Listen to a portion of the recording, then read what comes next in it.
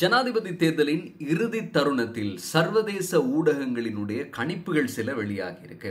அன்றுகுமார திசாநாயக்க சொல்வது போல் அவருக்கு 1 கோடி 100 லட்சம் வாக்குகள் கிடைக்குமா? சஜித் பிரேமதாசவினுடைய புலனாய்வு தகவல்கள் சொல்லக்கூடிய தகவல்கள் உறுதிப்படுத்தப்பட்ட தகவல்கள் தானா? ரணில் விக்ரமசிங்கவினுடைய வெற்றி உறுதியாக இருக்குமா? இது குறித்து விரிவாக இந்த பதிவில் பார்க்க இருக்கிறோம். அது தவிர இரண்டாவது இன்னும் ஒரு தகவல், எந்த ஒரு வேட்பாளருக்கும் 50% அதிகமான வாக்குகள் கிடைக்காமல் போனால் அடுத்து விருப்பு வாக்குகள் எண்ணப்படுகிற நிலைமை வரும்.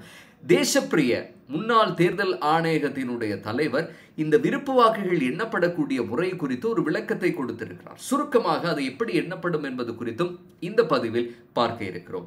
சஜித் பிரேமதாச தொலைக்காட்சி நேரலைகளில் கலந்து கொள்ளாதது ஏன்? அண்மையில் திறன தொலைக்காட்சிக்கு வருவதாக சொல்லி கடைசி நேரத்தில் அதை ரத்து செய்ததாக ஒரு செய்தி ஒன்றும் வெளியாகிறது. இது குறித்து விரிவாக பார்க்க இருக்கிறோம். நிறைவாக இந்த தேர்தலில் 3 வேட்பாளர்களில் எந்த வேட்பாளரால தோல்வியை தாங்கிக் கொள்ள முடியும் என்பது குறித்தும் சில தகவல்களை பார்க்கலாம்.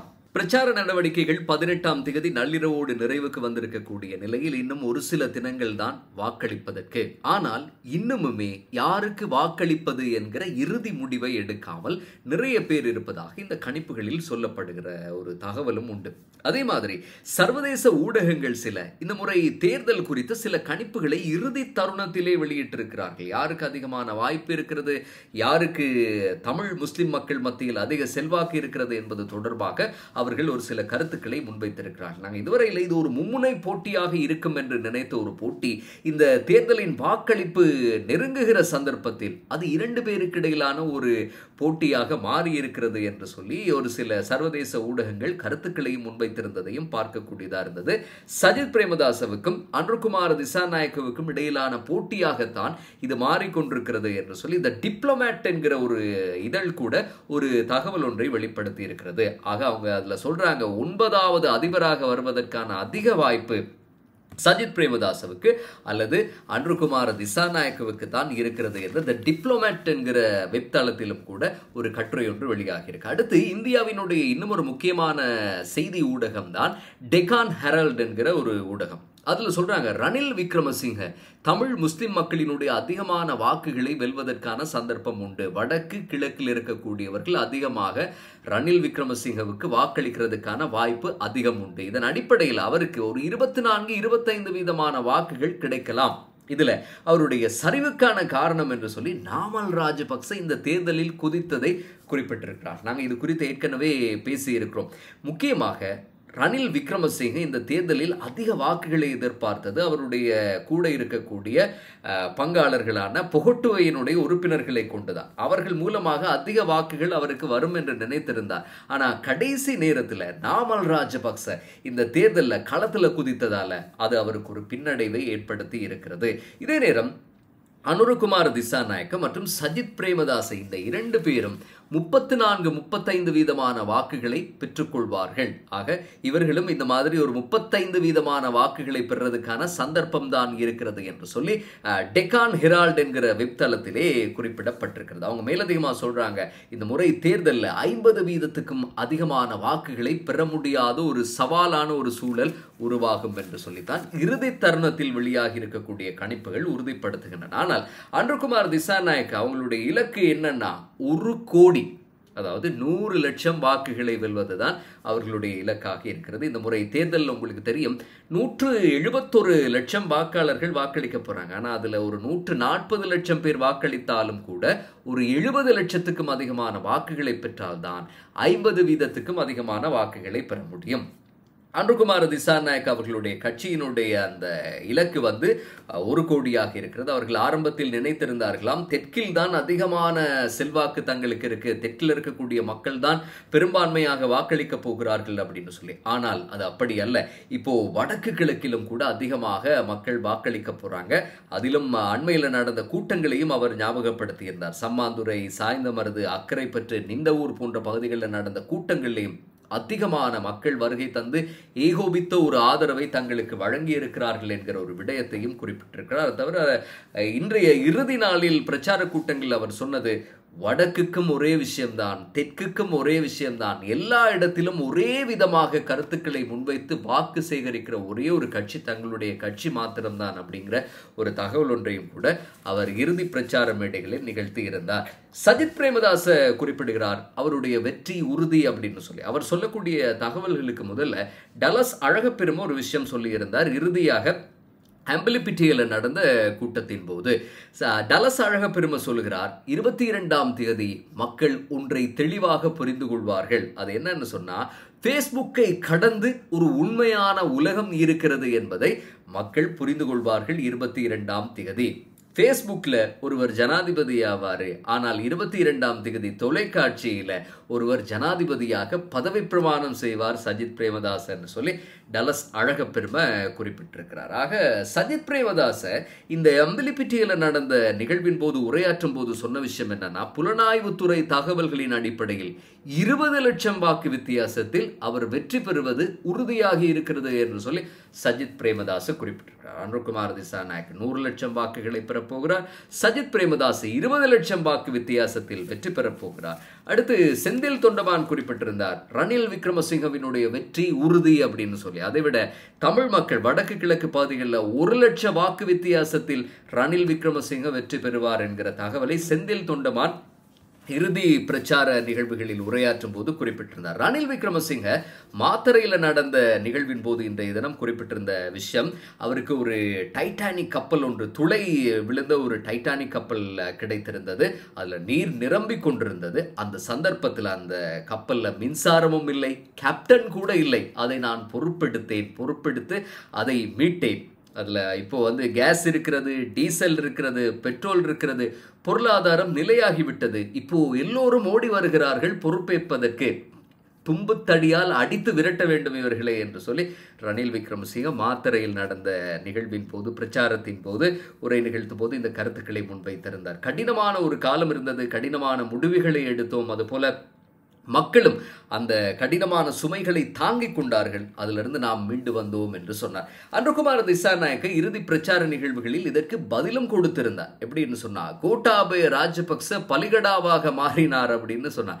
ரணில் விக்ரமசிங்க உருவாக்கி வைத்திருந்த அந்த பொறிக்குள்ளே சிக்கிக் கொண்டார் கோட்டாபய ராஜபக்ச அப்படிங்கிற விஷயத்தை தான் அவர் அந்த நிகழ்வில் உரையாற்றும் போது சொல்லியிருந்தார். இந்த நெருக்கடி, பொருளாதார நெருக்கடி ரணில் விக்ரமசிங்கவால உருவாக்கப்பட்ட ஒன்று.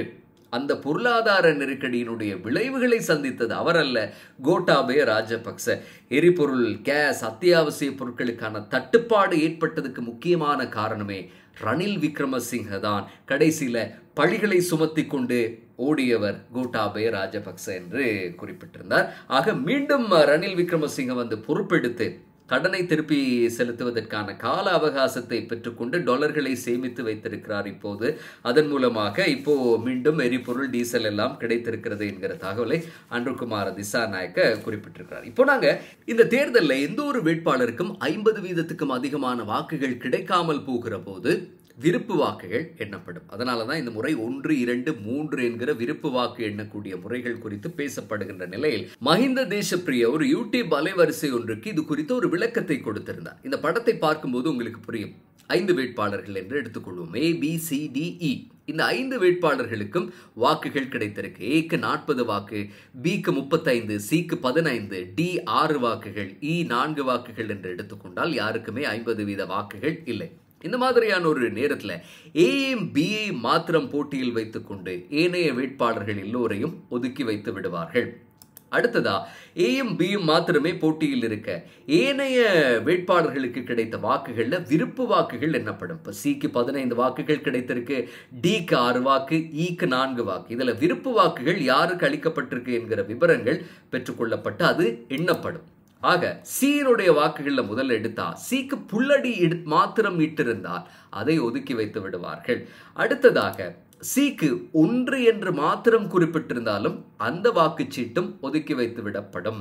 அடுத்ததாக சிக்கு 1 என்றும் பிக்கு 2 என்று சொல்லி, பி அல்லது ஏக்கு 2 என்று குறிப்பிட்டிருந்தால் அது பியினுடைய எண்ணிக்கையோடு கூட்டப்படும். ஆக பி இப்ப 35 வாக்குகளை பெற்றிருந்தால் இன்னும் ஒரு மேலதிக வாக்கும் பிக்கு கிடைக்கும். அடுத்ததாக சிக்கு முதலாவது வாக்கையும் டிக்கு 2வது வாக்கை கொடுத்து பிக்கு 3வது வாக்கு கொடுத்திருந்தாலும் கூட அந்த 3வது வாக்கு பியை போய் சேரும். ஏனென்றால் டி இந்த போட்டியில் இல்லை அப்படிங்கிறதால 3வது வாக்கு பிக்கு கொடுக்கப்பட்டிருந்தால் அந்த வாக்கும் எண்ணப்படும். அப்ப பி மேலதிகமாக இன்னும் ஒரு வாக்கையும் பெற்றுக்கொள்ளும். மாறாக சிக்கு 1வது வாக்கை கொடுத்துவிட்டு டிக்கும் ஈக்கும் 2வது 3வது வாக்கு கொடுத்தாலும் அந்த வாக்குச்சீட்டும் ஒதுக்கி வைக்கப்படும்.